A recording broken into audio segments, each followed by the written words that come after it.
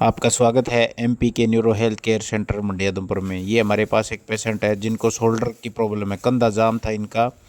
और देखिए इनका एक जो हाथ है बिल्कुल नहीं उठ रहा, एक कंधे में दिक्कत है इनको। तो हमने इनको ट्रीटमेंट दिया अभी।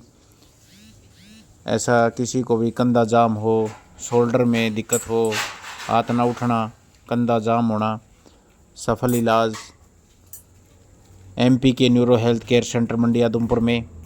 अभी ये हमने इनको ट्रीटमेंट दिया है। देखिए अब ये हाथ दूसरा एकदम सही उठ रहा है इनका।